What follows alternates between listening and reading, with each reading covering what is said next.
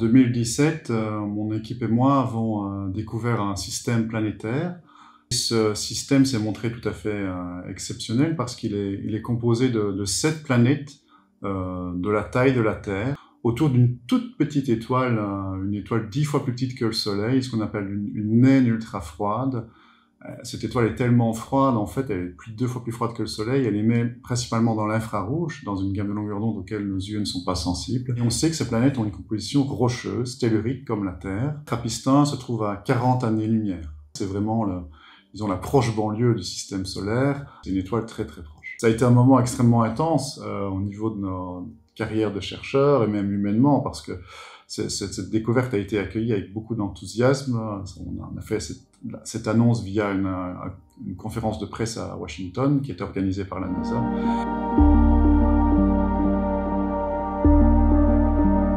Ce qui rend ces planètes potentiellement habitables, c'est le fait qu'elles sont dans la zone habitable de l'étoile, c'est-à-dire qu'elles sont à une bonne distance que pour, en théorie, avoir la possibilité d'abriter de l'eau liquide à la surface. Toutes les formes de vie sur Terre dépendent de l'eau liquide. Maintenant, il y a beaucoup plus de conditions pour que la vie soit possible sur une planète.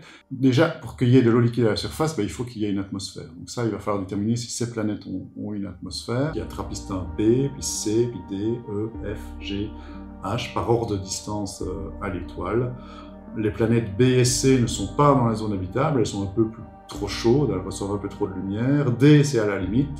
E, F, G, elles sont dans la zone habitable. Et puis H, c'est à la limite externe. Elle est un peu plus loin que la zone habitable. La plus prometteuse, c'est la planète E, parce que quand on la compare à la Terre, si on met une atmosphère de type terrestre autour, si on fait des simulations, on arrive à des conditions à la surface, au niveau de la température et de la pression, qui sont similaires à celles de la Terre. Le télescope James Webb, c'est vraiment l'outil parfait pour étudier le système planétaire Trappist-1. Trappist-1, c'est une étoile qui émet essentiellement dans l'infrarouge, et James Webb, c'est un télescope spatial infrarouge, et il est très grand, c'est le plus grand télescope spatial jamais construit, donc il est suffisamment grand que pour être très très précis dans ses mesures, notamment sur Trappist-1.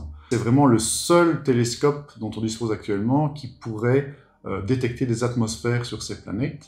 Au niveau des molécules qu'on peut détecter, ce sont toutes des molécules simples. On parle de l'eau, on parle du CO2. Le CO2, ça va être la plus facile à détecter, parce que son empreinte est très forte. Et on peut s'attendre à avoir des atmosphères très très riches en CO2. Si on prend le cas de Vénus, par exemple, elle a une atmosphère extrêmement riche en CO2. On a l'ozone qui pourrait être aussi détectable. L'ozone est très intéressant parce que l'ozone, c'est le sous-produit de la destruction de la molécule d'oxygène.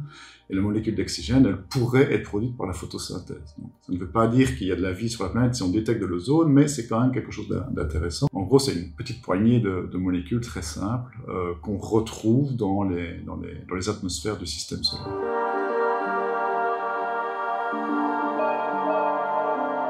James Webb, dans son premier cycle, il consacre 200 heures à Trappist-1 uniquement, ce qui est énorme, vu la pression qu'il y a sur le télescope.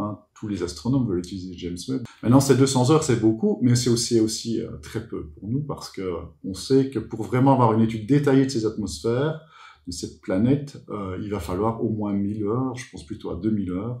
Pour pouvoir vraiment tirer des conclusions sur l'habitabilité des planètes Trappist-1, il va falloir au moins 5 ans, je pense, parce qu'il va vraiment falloir accumuler énormément de données.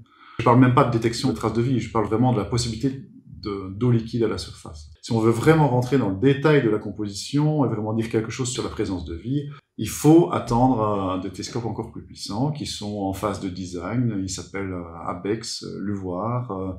Ce futur super James Webb, on va dire, il ne sera pas là avant une vingtaine d'années. L'étape d'après, celle dont on aurait envie, en tout cas, ce serait de faire des études in situ de ces exoplanètes, c'est-à-dire d'envoyer des sondes, comme on le fait pour Mars, pour les exoplanètes du système solaire. Mais là, on se confronte à un problème de taille, ou plutôt de distance. Les étoiles sont très très éloignées les unes des autres. L'étoile la plus proche est à 4 années-lumière. Une année-lumière, c'est 10 000 milliards de kilomètres. Ce sont des distances qu'on n'est pas capable de franchir en des temps inférieurs à, disons, je sais pas moi, 1 million d'années.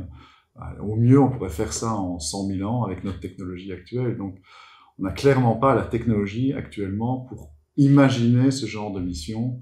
Ça, ce sera pour les générations prochaines. J'espère qu'un jour, on aura cette technologie. À terme, d'après nos estimations, on devrait trouver une vingtaine de planètes qui soit propice à des études détaillées avec James Webb. Parmi ces 20 planètes qu'on devrait découvrir, bon évidemment c'est juste une estimation grossière, on peut espérer qu'il y en aura la moitié, disons, qui sont potentiellement habitables, donc pour lesquelles on pourrait espérer chercher et voire découvrir des traces.